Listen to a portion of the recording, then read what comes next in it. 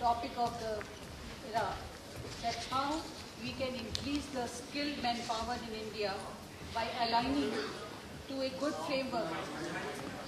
तो mic call कर लीजिए, आई थिंक इट्स नॉट कर दिया. Can you hear me now? Okay.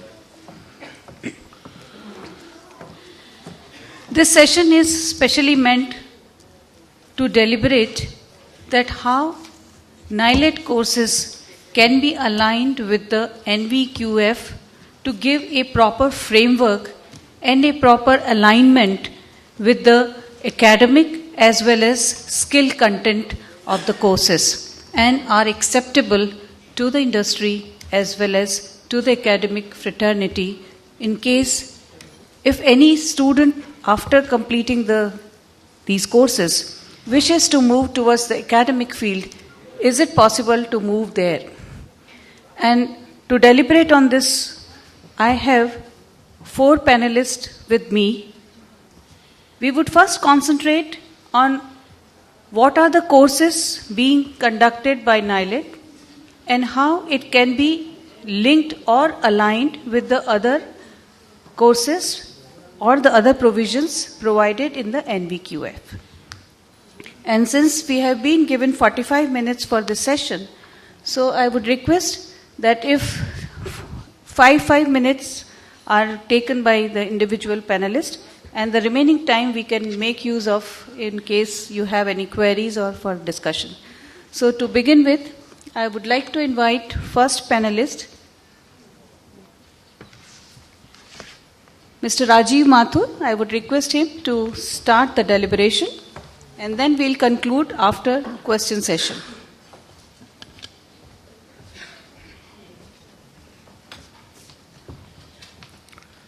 Hi, good afternoon to all of you. What I will do is, in next 5 to 10 minutes, take you through a very simple mechanism which NSDC has worked out to align the NILET scheme with the NVQF. There is a lot of confusion today in the minds of quite a few of the organizations what this NVQF scheme is, how you can get integrated to that, and I believe that there are a couple of partners of DX Society is also sitting out here who would probably want to know that how things will happen for them as they move forward. Before I start, I'll just like to take you through a couple of things which have happened in the Indian skillscape. Can I request for the presentation to come on the back, please?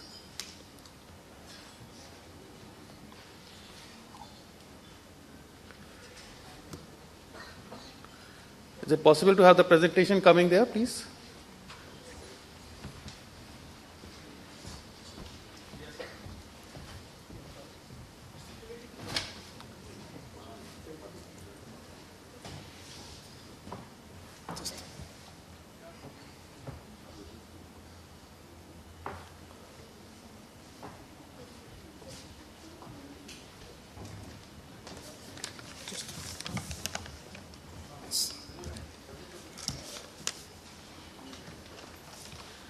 See, from 2008, there has been transformation in the Indian skillscape.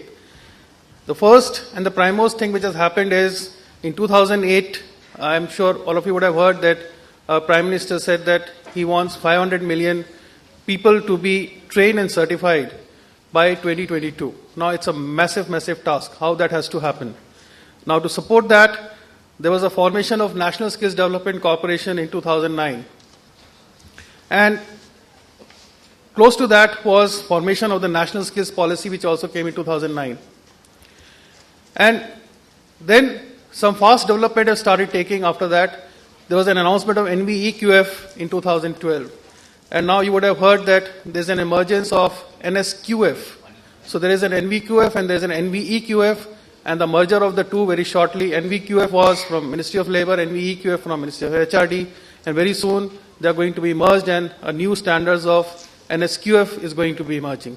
Now, I'll just explain very briefly what these all things are and how they can possibly get integrated into the new scheme of things. Now, very quickly, NSDC, as I said, was formed in 2009, and the way NSDC decided to move forward was to form the sector skill councils. You would have heard few sector skill councils, people also coming and talking in the morning. So now these sector skill councils, jointly NSDC has taken out of this 500 million, 150 million people to be trained and certified target has been taken by NSDC, and this particular route NSDC is going to take through sector skill councils. Now, Planning Commission identified some 20 high priority areas, out of which 18 sector skill councils we have already formed. And for the interest of the audience here, there is an IT-ITS and there is an electronics hardware sector skill councils already operating, who are coming up with national occupation standards, and based on this national occupation standards, the new curriculum could be defined, which would be 100% aligned to what the industry wants today. So as I said, these sector skill councils are autonomous bodies formed under Section 25, and they are completely responsible to fulfill the industry talent need. What industry wants, unlike what was happening that so far, the academic system, by and large, was producing a large number of people graduating out of the system, but industry was not finding the relevant for the jobs. That was happening right from the diploma kind of a program, or let's say to the degree kind of program. We know that 70-80% of the engineers today don't find a relevant job in the industry. They graduate in something, do something else. Same is the problem with the MBAs. Now why that is happening? Because by and large what the industry needs is not being taught by our academic system, and academic system really is unable to align themselves with the industry. So sector skill councils are going to be bringing this alignment between the formal education system and the industry.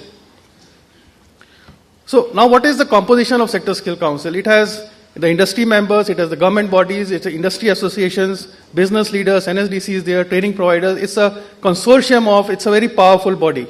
So when we talk of any sector skill council, basically it's a complete industry which is backing that particular sector skill council, and they have joined hands to ensure that they have the right talent for their own sector. Now, very quickly, what this national skills policy also spoke of, NSDC constituting sector skill councils, and they are going to be helping in this skillscape.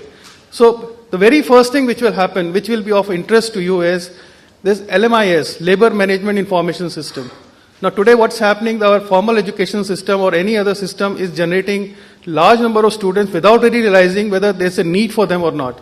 Now when this sector skill councils, currently NSDC is working on creating this LMIS, which is going to be telling precisely that at the block level, what is the need for which kind of a manpower, what skill is required.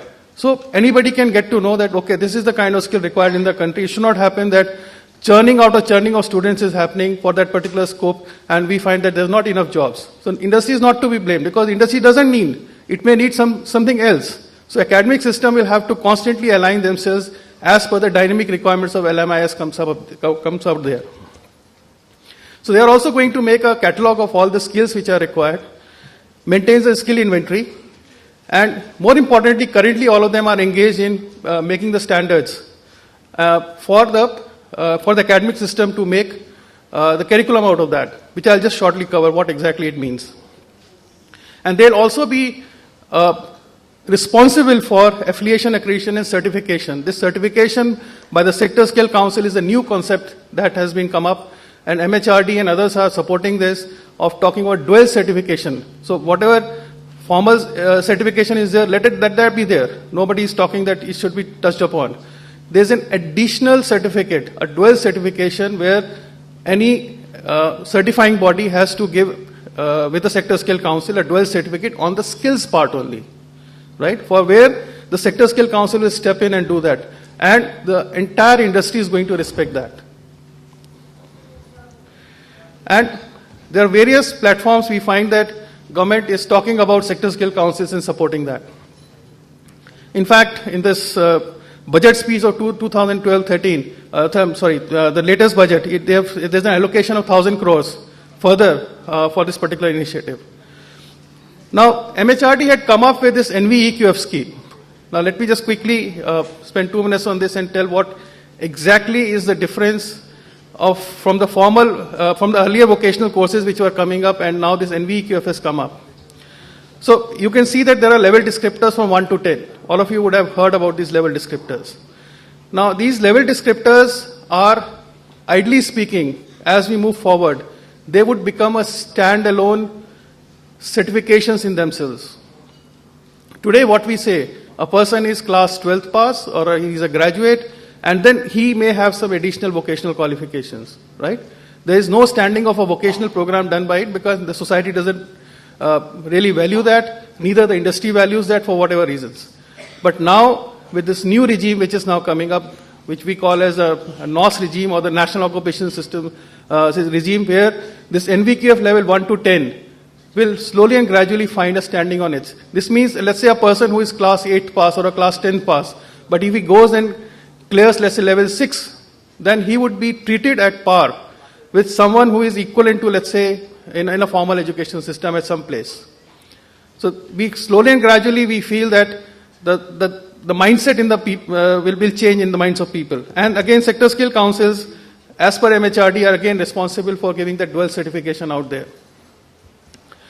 Now, this particular slide really talks of what is competency-based, what is the difference which will now come in delivering a vocational program vis-a-vis what was happening earlier. So, the very first thing which is being done by the sector skill councils, out of 18, 9 of them are coming up with their occupation standards. Maybe in a month's time or 2 months' time, they'll be out with them. So, the very first thing that they're doing is coming up with their occupations, and within occupations, what are the job roles. Now, just to explain you what is occupation and a job role, I said driving a vehicle is an occupation. But within driving a vehicle, let's say I will have a bus driver, a taxi driver, an auto driver, this driver, that driver. All those are nothing but job roles within an occupation which is driving a vehicle. So IT-ITS sector, I was talking to Dr. Sandhya Chintala, who is the CEO of IT-ITS Sector Skill Council. She was telling me that they've been able to identify almost 70 occupations in the IT-ITS sector. Within them, then there will be, each occupation will have 8 to 10 job roles which will be there. Out of this, almost 64 job roles are at the entry level which would be of interest, which will be aligned to the industry requirements coming up, right? So there is occupations, there is a job role, there is an alignment on that. And within that, again, they are all measured at the NVQF level, and something which is called as a national occupation standards are being built. Now, just to summarize very quickly what it means is, that each for each job role, there will be a qualification pack which is going to define that, okay, this is the skill which is required to do this particular work, this is the educational qualification required, and the performance criteria required to that. Now, once these NOSes are out, then any academic system can build a curriculum around that and deliver training. So just to give you an example, let's say there's a NILET O-level course that we talk of today, right? It's a standalone course which has not really got any major industry collaboration. So we can say that if this particular course has to go through the National Occupation Standard route, qualification pack route, so after aligning that particular program with the NOS which has been developed, we can say there's a NILET O-level course which is aligned to NVQF level 6 or whatever final description gets agreed upon. So now this course will have a direct relevance to the industry, to the IT-ITS industry, or maybe even for the other, because an O-level or A-level student can find not only the IT-ITS but in the other sectors also. So all the sectors are going to be respecting this particular certificate which will come from IT-ITS sector. So that is the one major difference which is going to happen. So they can carry the NILET certificate, but apart from that, for the skills part, they can have a certification which comes from Sector Skill Council. Now, once this NOS-based curriculum is out, Sector Skill Councils are going to be working very closely with the institution who wants to build a curriculum, right? They'll help in affiliation for that particular course. They'll conduct the Train the Trainer program on that competency-based course, right? And finally, they would be involved in assessment and certification. And most importantly, on that placement facilitation. That would, Sector Skill Council are going to take that work with all the affiliated institutions with them. So this is my final slide. So what I can say is that NILET can think, what I believe the thought is already started. This is a proposition that I'm putting from the NSDC side as a pilot to align the A-level course in the old scheme to the new scheme, right? evolve IT-ITS Sector Skill Council in these courses because they are more software-based courses. Hardware may not be relevant here at this moment. And then take an affiliation from IT Sector Skill Councils for running those courses. They will step in and do the train the trainer program on the competency-based thing, right? Assessment certification will be them, and more importantly, they will help in placement and on-the-job training if that's required, right? Thank you.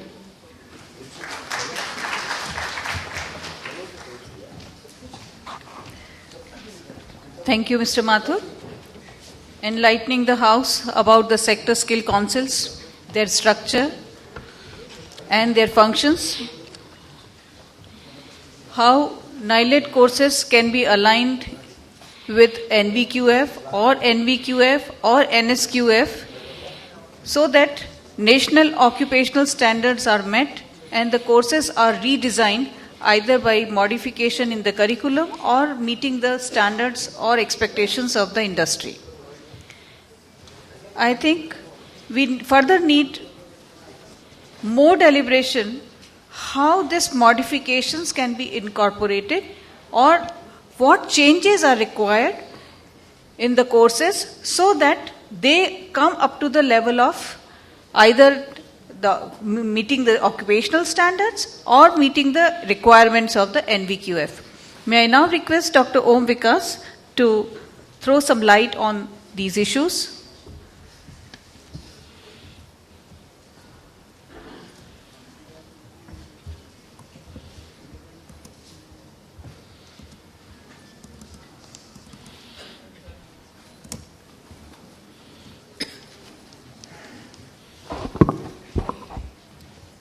Namaskar. Thank you, Chairperson, and fellow panelists, distinguished faculty, partners from industry, and awardees and students. In fact, this has already been initiated by Mr. Ajit Mathur very well, how this thought of vocational education had started. Now the issue is, already there have been institutions involved in this, but differently. So here is something which quickly I would like to mention. NVEQF, I'm not going to touch upon NSQF, but NVEQF, in fact, where the AICTE had been involved, and AICTE desired various other institutions, where it was possible, to align their courses so that this vocational education can be embedded in their normal programs and some sort of acceptance in general education could also be possible. So, and there are 5 basic elements of NVEQF to provide national principles for providing vocational education leading to international equivalency. This is a very important thing. Because unless you have that global mobility possibility, you will not be interested in having this kind of program. Then multiple entry and exit between vocational education, general education, and job markets. The third one is progression within vocational education. Fourth, transfer between vocational education and general education. And finally, very important, the partnership with industry and employers. NOS, which is essentially National Occupational Standard, it has been already explained to you, for each job role within the identified skill sectors will be laid down by the sector skill councils. NOS defines 3 things: knowledge, skill, and aptitude. It's a basic understanding or behavioral skills required for a specific job. The SSCs will be constituted by the National Skill Development Corporation with representatives from industry and employers. Then, in fact, AICTE has mentioned the internal distribution, how you go about. So that is left to the universities with regard to the marking system, teaching hours, and so on and so on. So some freedom is left to the affiliated institutions. Then medium of instruction in general shall be either in English or Hindi. But even at the lower level, could be in local languages also. For level 1 to 6, in fact, CBSE had been identified as one of the role model for contacting about the syllabus. The given contents are indicative. They are not something that mandatory you have to follow that. Just broadly they have been given, and institutions are free to upgrade or update their own curriculum to suit to the market requirements. The evaluation as desired should be in grades, say 5-point Likert scale or vocational part, which will be done by the respective SKPs, skill knowledge providers. SKPs shall forward the grade to the board or university where this is going to be accepted in general education. Now, framework options for a student, this was also explained. I think I skipped this. Up to level 4, we cover up to higher secondary school, and then level 5, say diploma, level 6, level 7, up to advanced level diploma. Normally, diploma is after 10, 1 year, and then advanced diploma, say part 1, part 2, like this 2 years. The total duration becomes 3 years. The general scheme of studies, again say starting with about 60%, say 60-40% ratio of vocational and academic at 7 level 7, and starting with 20-80. So that means 20% vocational and 80% academic is expected at level 1, and slowly this is being increased, and finally up to level 7, this should be in the ratio of 70-30 or 60-40. The certification of vocational course by the SKP, it's given by SKP, accepted by the institute, so on. SKP could be an institute also. Now, where this NILIT comes in, this was formerly DOE-SCC Society, and there are 23 centers as mentioned in the beginning. The main object of the society is to carry out the human resource development programs in various areas, especially in electronics and information and communication technology. And this is itself is the examination body, and DOE-SCC is a joint scheme of Ministry of Communication and IT, also the AICT and MHRD. Now, this O-level and A-level, if you see, these are the requirements which all of you know about. I think I can skip. Now, after this alignment, there had been, some adjustments, and these adjustments is like this. There are 4 modules in level 4.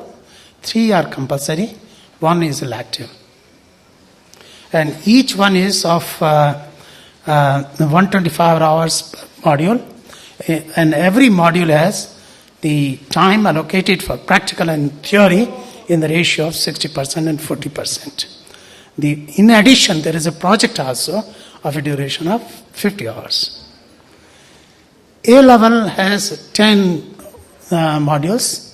Out of these 10 modules, 9 are again optional, but interestingly, if you see, 3 are common. First 3, they are the same as you will find in level O. So, in case you find, so essentially you would be having -3, that means 9 minus 3, 6 courses which are going to be added upon those which have been covered in the level O.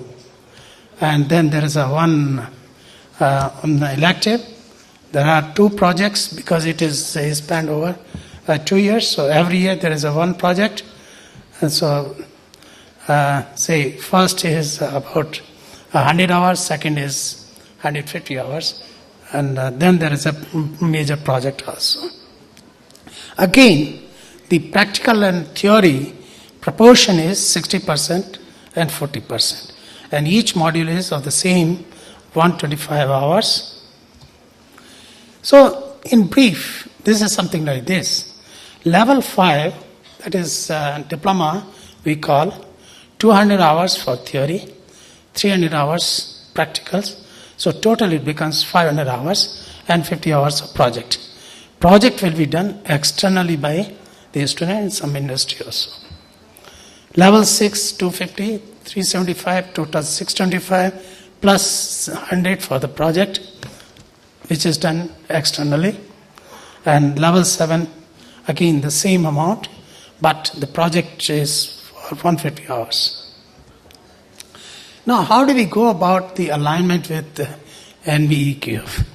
First of all, we have to see that these programs are of vocational nature itself. They are not of general nature like a BA and so on and so forth, where you have different types of courses. It's not like BSc, where you have to also undergo some common courses. So, like physics, chemistry, and so on and so forth. So, they themselves are of the vocational nature. This is something which has to be borne in mind. And this institute certifies competencies in IT and ITES. So, already we are in the framework of competency-based learning. AICTE may recognize this, the NILET as SKP. That is a skill knowledge provider, which is able to grant, also to award these certificates, diploma and so on, which must be acceptable by the universities. And UGC can take action in this regard. Because until unless there is a proper linkage, there will not be really incentive why we go about it. O-level aligns with level 5 of NVEQF, whereas A-level with level 6 and level 7 of NVEQF. NILET may consider to award diploma after the completion of 4 modules and a project of O-level, and advanced level diploma it may call as part 1 upon completion of first 5 modules and the project of A-level, and advanced diploma part 2 upon completion of all 10 modules and projects of A-level. There is a need to also encourage flexible entry and exit in a professional course. Already there is a provision, it must be encouraged. Alignment with NVEQF requires more weightage to practical portion, and thus theory and practical are in the ratio of 40 and 60. Curriculum has been revisited for content update and alignment with 125 hours per module, 50, 75 as mentioned earlier. Successive projects are of duration 50 hours, 100 hours, 150 hours in O and A level, part 1 and part 2, respectively. These courses may be concurrent to first, second and third year of graduation program like BA, BSc, BCom and so on as IT vocational skill program in line with NVEQF guidelines. In addition to NILET, O and A level courses, students can also pursue their graduation course with theory and practical in their own field of choice. But all this we have already done. I was associated while considering the realignment of these courses, because earlier it was 50-50, but now this has been changed to this, being suggested rather. But there are issues to consider. First issue is, there are 7 points which I mentioned. First issue is AICTE recognition of NILET as SKP for IT and ITES sector as per NOS. Because national occupation standards have to be, they are being worked out. I think Accenture is working on this. So that means we have to really see what we call in graduate education graduate attributes. So national occupation standards are also similar kind of attributes which are desirable after completion of this kind of competency-based course. And formal acceptance by UGC, and accordingly, they must be advisory to the universities. Universities should also accept, because most of the private universities do not care for acceptance. So there is a need to have some sort of advisory as well. It should not remain confined only to those which are under UGC. Introduction of credit system, which is not today. So it must be enforced, because all over the world, most of the programs are now adopting this credit system. So in higher education, 1 credit point corresponds to 30 hours of learning, and thus O level corresponds to roughly 10 credits, and A level corresponds to 30 to 33 credits. We can further work it out in consultation with UGC and AICTE. These credit points should be transferable in general programs as well. University must accept. So this has to be done at the policy level. Then third issue is ensuring competency-based mobility from ITI and Polytechnic, and acceptance and transfer of grades by other SKPs in IT and ITES. Skill competency credit point at ITI level must be defined, something I suggest, as equivalent to 6 hours of learning, and thus we could say 5 skill competency credit point corresponds to 1 credit point in the higher education. Next suggestion is periodic update of curriculum, because it was also mentioned in the previous sessions that there is a need to really update. I mean, lots of new subjects have to be also included.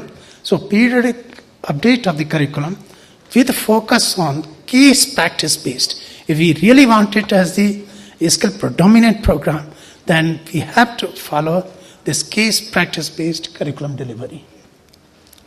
Then inclusion of content on multilingual computing, because at this level we are largely going to meet the requirement of e-governance within the country to a large extent, and even if we talk of global mobility, there also multilingual computing competency is going to be very useful. And next is inclusion of open source software, because that is source of creativity, innovation at that level. And finally, this troubleshooting also. In fact, the previous sessions had been focusing on a lot of project management and G governance kind of things. Governance focusing on G. So naturally, we have to also see how we can make these programs in such a way they also introduce the project management aspects at various levels, especially conducting the projects. And the final suggestion is the instructional material must be prepared in English and Hindi, and also encouraging a transcreation in other Indian languages, at least for O level.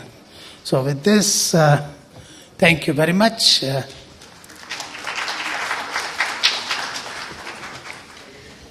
Thank you, Dr. Vikas.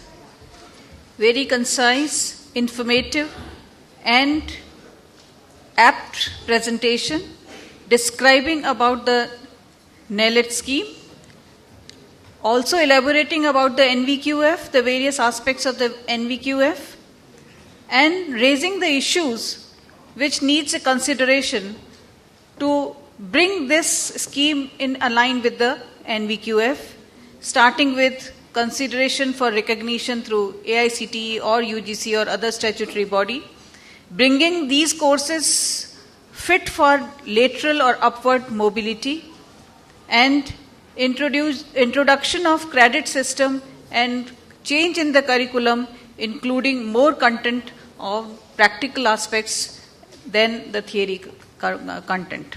Thank you so much, sir. Now I would like to invite Dr. Birendra Singh, Director Technical NELIT,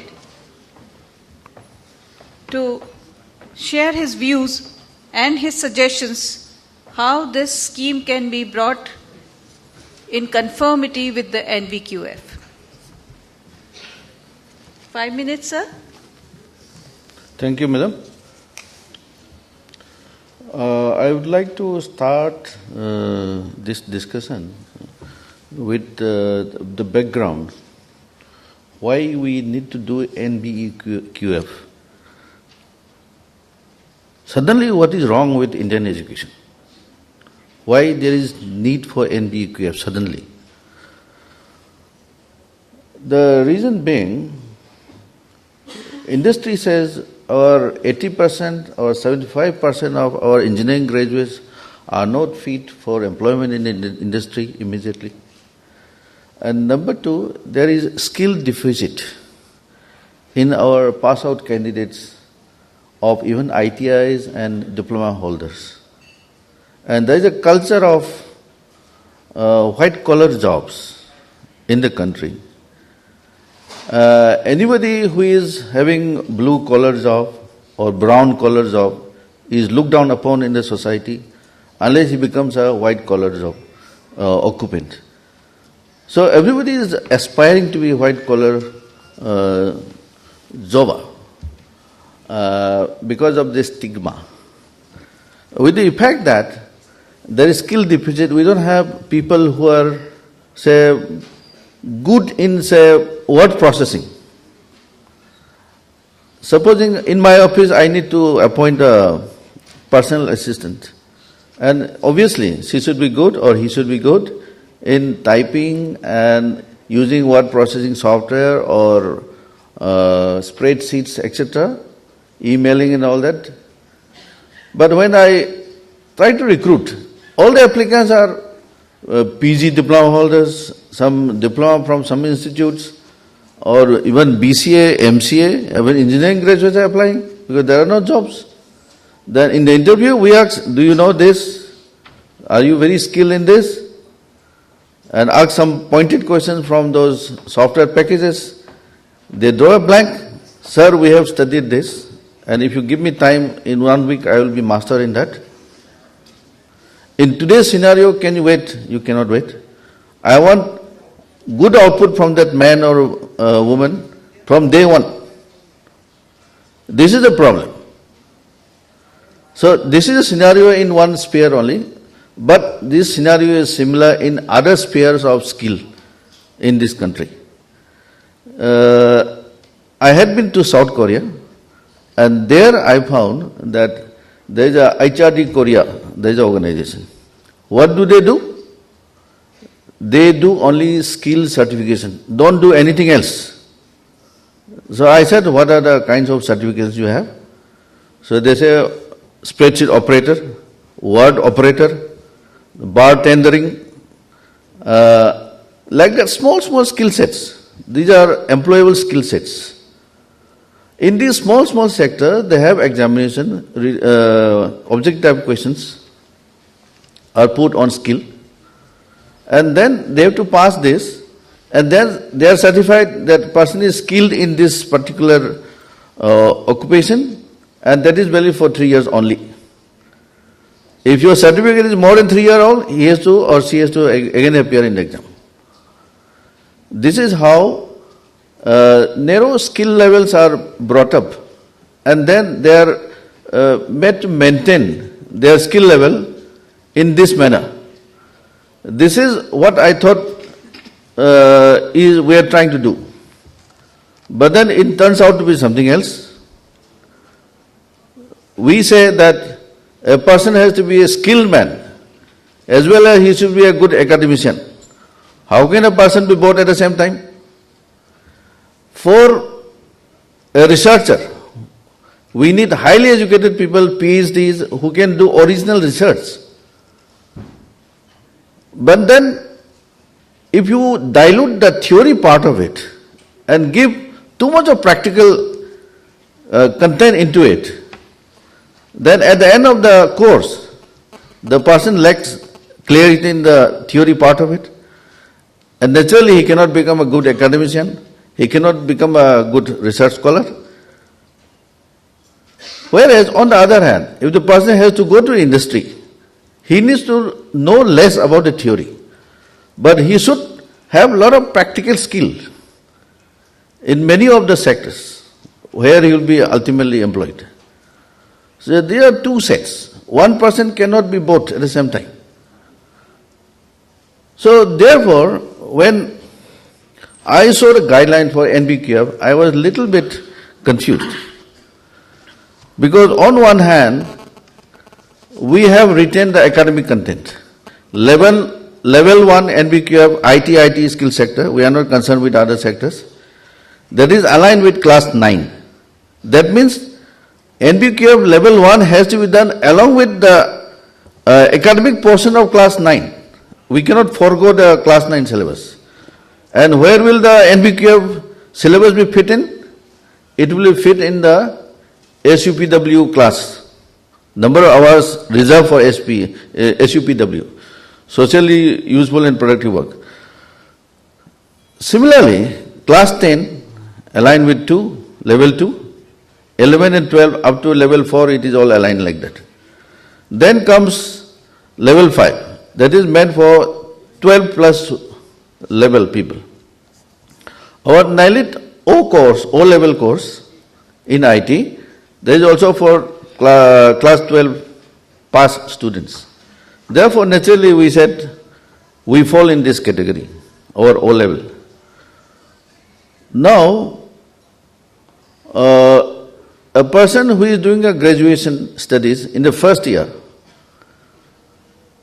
will have to go with NBQF level 5. And our O level has been aligned now so that it can be a substitute for, or it can be act as the level 5 NBQF in ITS sector. All the recommendations of the Sector Skill Council has been accommodated. Number of hours also has been modified. Similarly, content has been also modified. Practicals have been also modified so that it becomes aligned. That is what Professor Ombrikas has explained. Similarly, in the case of second year BA, BSc, again A level part 1 has been restructured, and for those who are undergoing the third year of BA, BSc, A level part 2 has been restructured. That is how the alignment has worked out. So therefore, what we are thinking is that with the new NBEQF aligned O and A level courses, either you can do only the O and A level NBEQF aligned courses on its own, you get the skill part of it. At the same time, you can also opt for these courses along with your BA or BSc stream. And you can become both an academician as well as a skilled person. This is the structure we have followed. In fact, some experts told me that national vocational education was done many years back.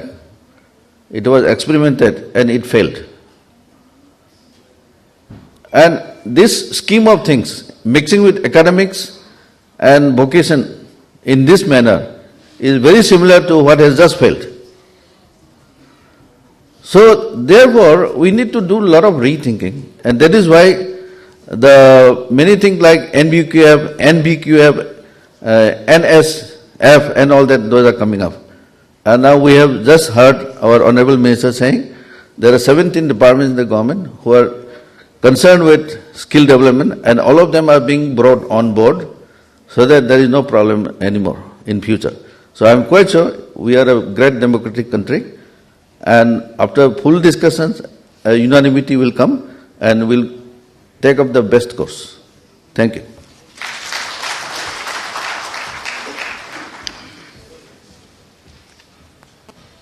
Thank you, Dr. Singh.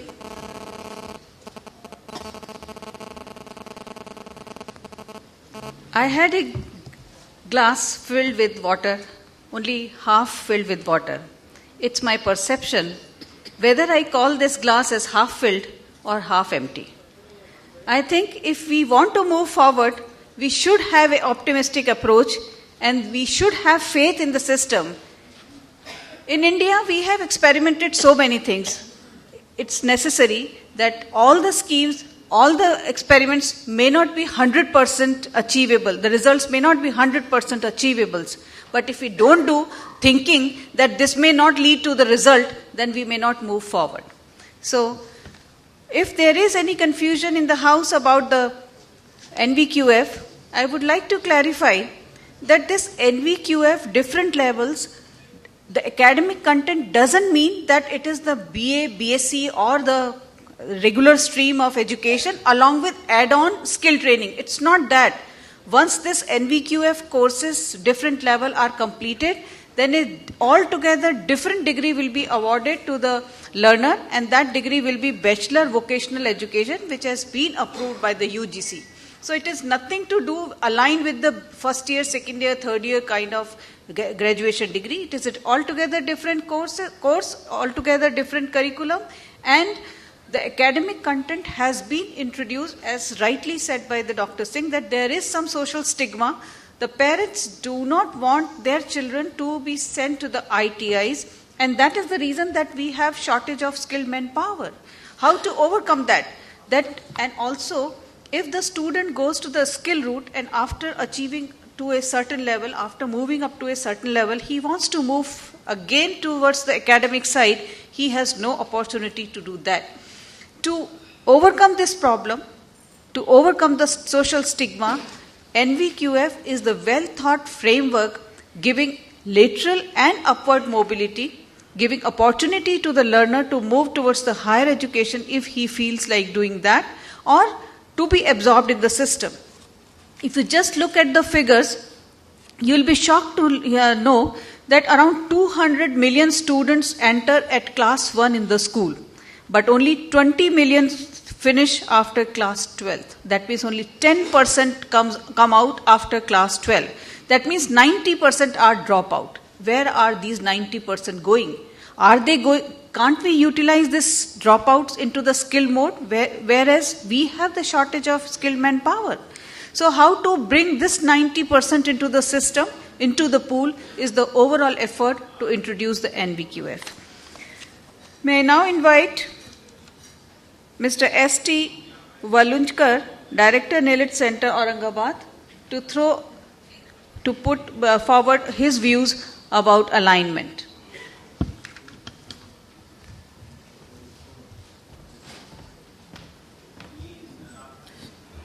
Good afternoon, everybody.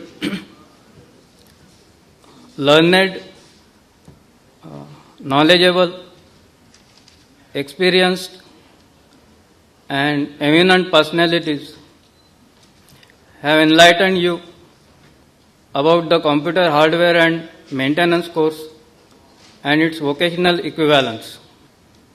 So nothing much remains for me to say. So I will only make one suggestion, which is based on feedback which I got from my staff. And according to that, the number of candidates who are taking hardware and maintenance course, so that can increase substantially if we start teaching this course in Hindi language also. I find that there is some substance in this feedback which I have got, particularly because this is a vocational course and the candidates are 10th or 12th pass. Even among engineers also, there are three basic different engineers: design engineers, marketing engineers, and repairing and maintenance engineers. So design engineers are supposed to have very good technical knowledge, and also they should be able to speak English fluently. Marketing engineer need not have very good technical knowledge, but he must be fluent in English. On the other hand, a person who is doing this repairing and maintenance work, he need not have very good communication skills, because this repairing and maintenance is a different type of work. For example, among us, there are many electronics engineers who might have qualified BTech, MTech or PhD, and where almost everyone is having television at his home. But how many of us can repair that television if it becomes non-functional? Normally we are required to call a technician who is 10th pass or 11th pass or ITI, and he can do that repairing work. But he cannot talk English fluently. That means the mindset of that person who is doing this maintenance type of work or repairing type of work is different from the mindset of a marketing man. Normally he thinks of English as an enemy. So, if that repairing work is taught to him, preferably in his mother tongue or otherwise in Hindi, then that can be more beneficial for him. Because basically we are conducting the courses for the benefit of candidate only. So this suggestion which I received from my staff, I have elaborated to you. Thank you very much.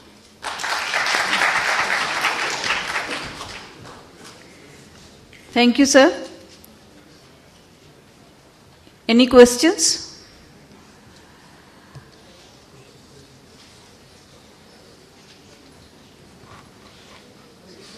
Yeah, please. Will you please introduce yourself?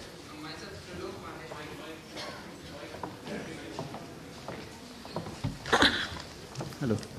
Myself Trilok Maheshwari, Director Cyber Comtech Private Limited. I came from Kota.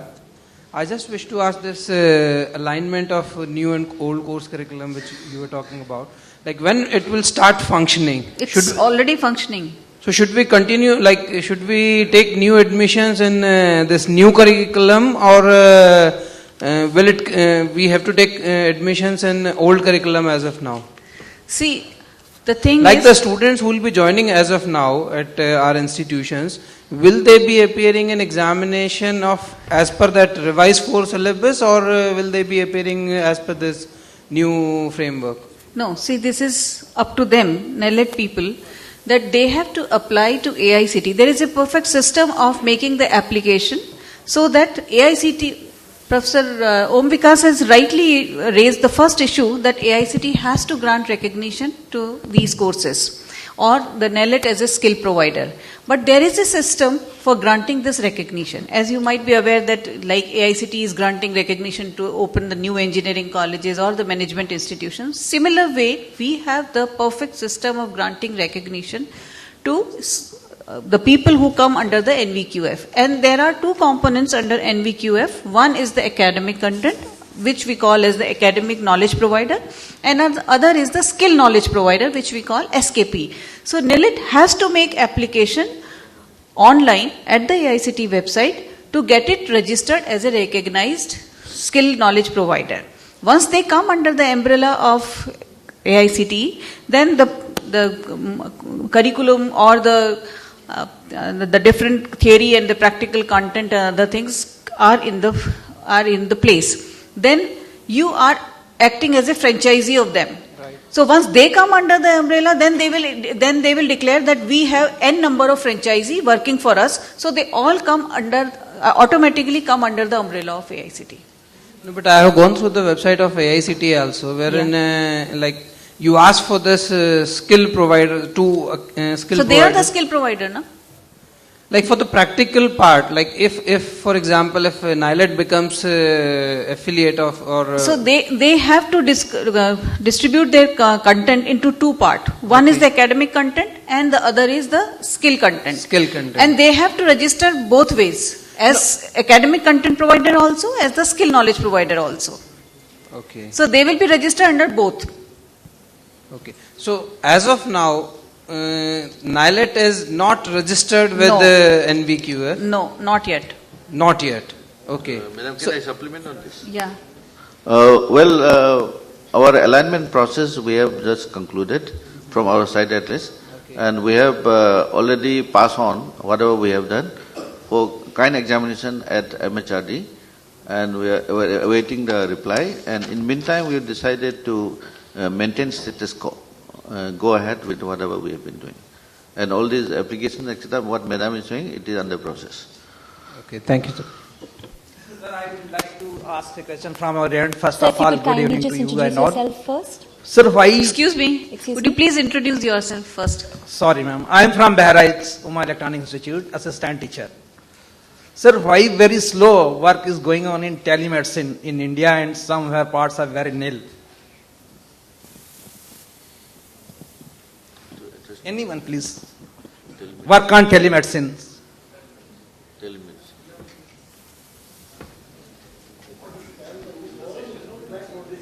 According to you and your all of department, anyone can hints anyone any thoughts This of session that? is not particularly for that. Okay, sorry, then I am leaving this question to all of us and me also. I'm sorry. Thank you. Okay, welcome all. Take it. Myself, Captain R.K. Mittal. I'm Managing Director, Mahan Institute of Technologies. We have been associated with DOSSC since 1990-91. I mean, for past 22 years, I'm conducting courses at all the levels. I think we have been talking about credit system. We have been talking about this framework. We already have in the DOSS scheme some credit system, but I think till date, no benefit of it has been drawn. And as I understand, if this framework is followed, that means a person passing through the level 2A level will be considered equivalent to graduate in vocational education. Am I right or wrong? Yes, as in his presentation, he has very clearly mentioned that at what level your courses will be considered equivalent to what courses in the academic stream. And it's not that you will be awarded the BA or the BSc, but you will be awarded Bachelor of Vocational Education, equivalent, so you can move to the higher level at any time. Yes, exactly. That Yeah. means a student after having done A level, level 2, he can enroll in a university for MCA program or MSc Computer Science program or IT program. Yes. Okay, Yes. thank you. Provided the requirement of subject is there at the O level. No, O level you have already defined. Yeah. I'm talking about those 3 years are already defined. Okay, these are the topics, this is the practical content, this is the theory content, and this is the evaluation system. Yeah. Right? Based on that, the student is awarded a bachelor's degree in vocational, whatever it is. Yeah. Surely. So he can take the admission in regular Post-graduation. college and post-graduation. Yeah. Okay, thank you.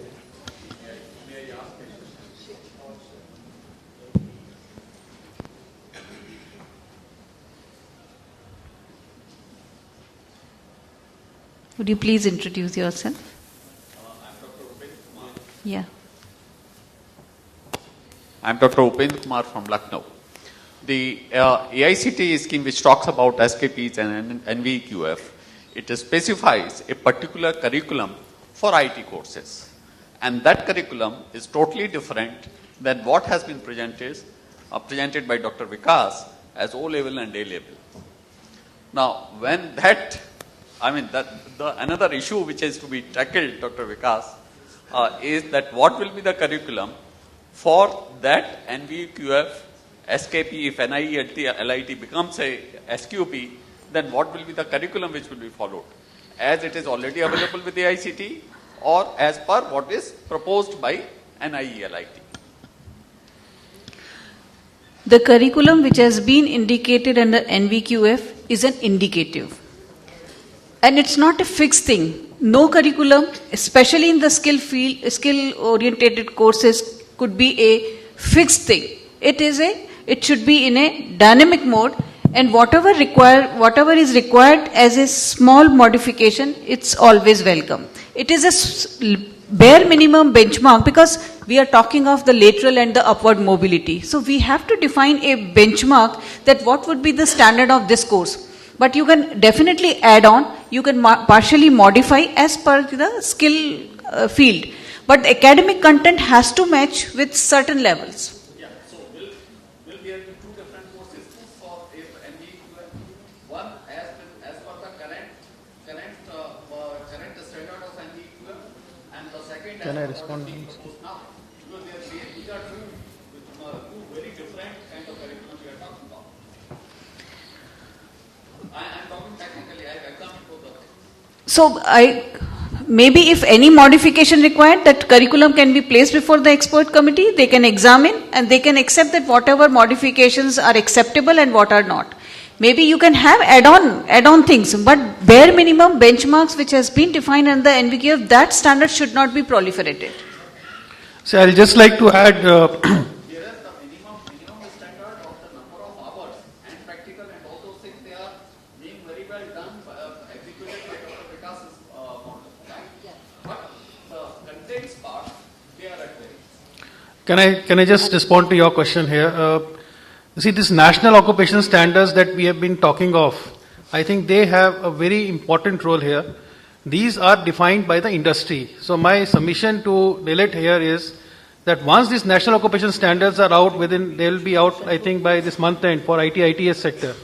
Please look at those national occupation standards and then talk of a curriculum. Then align it to NVQF. In fact, that NVQF level for every job role today is being decided by the industry. Sitting here in a room, you just can't put up a level 4, a level 5. You can't do that.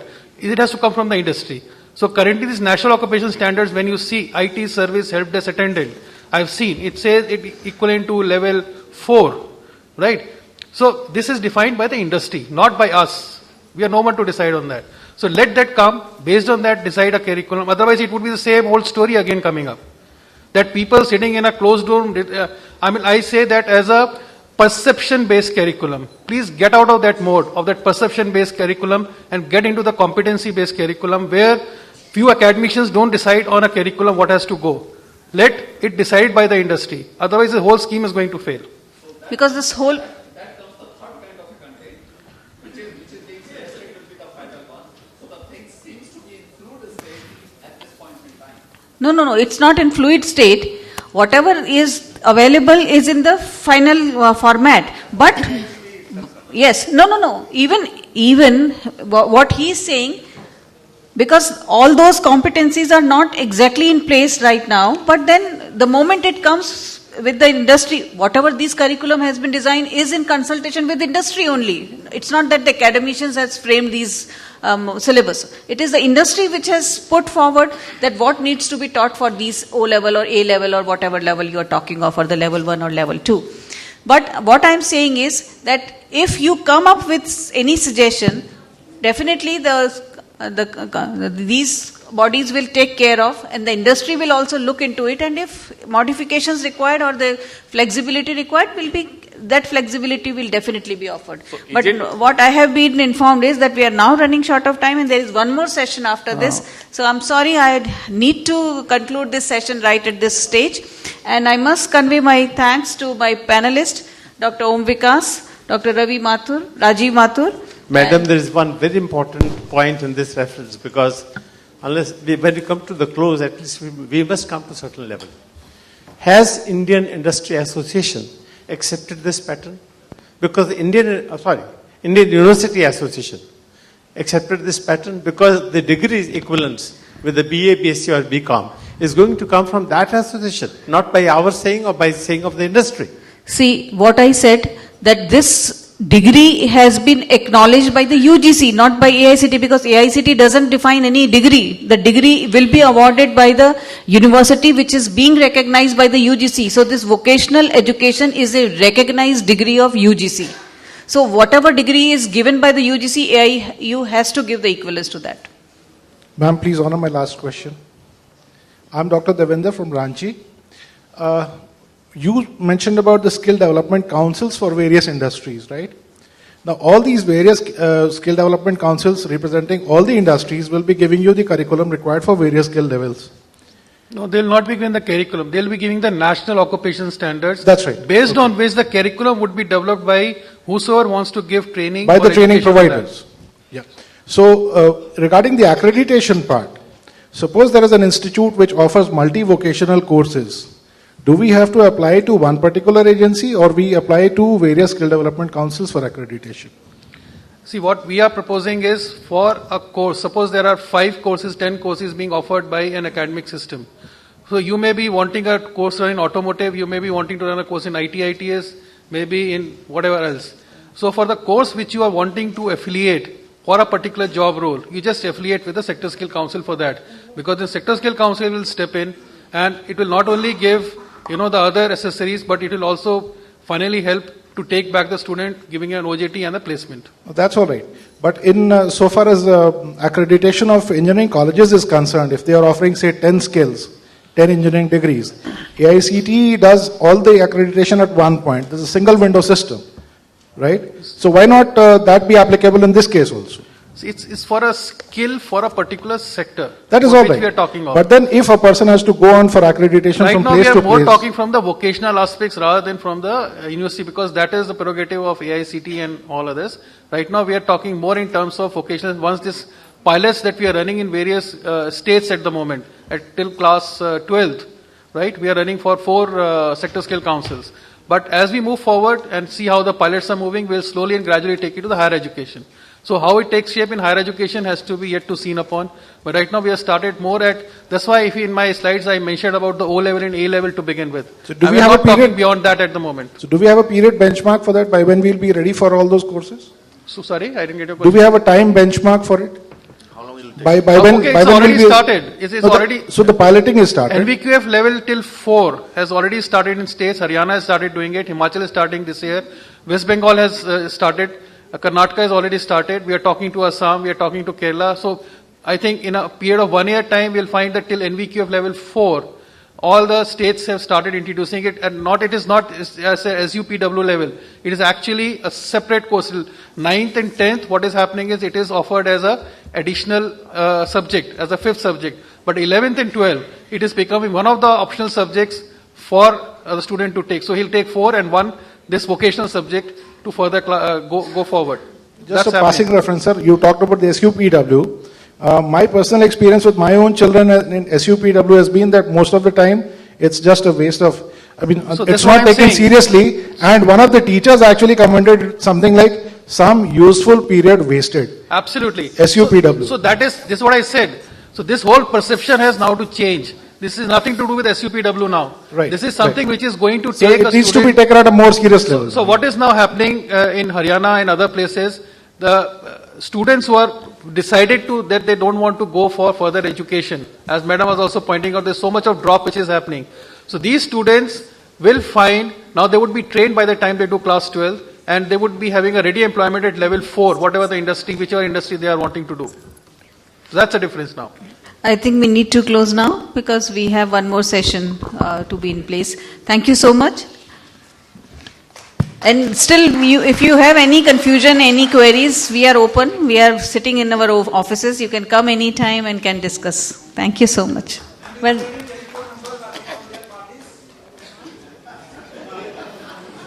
Well, on that note, I'd like to thank Dr. Renu Bapna for conducting the session so well. Madam, a small memento from our end, please. I'll request Mr. V.K. Jain, he's the Director in Charge, Ajmer Center, to kindly present a memento to Dr. Bapna.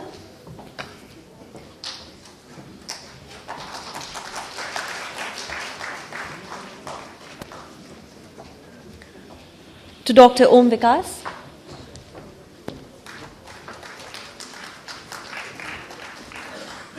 To Shri Rajiv Mathur.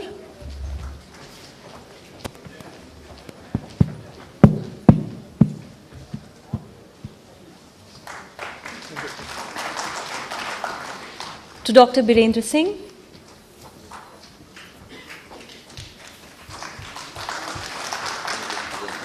And to Shri Valunjkar.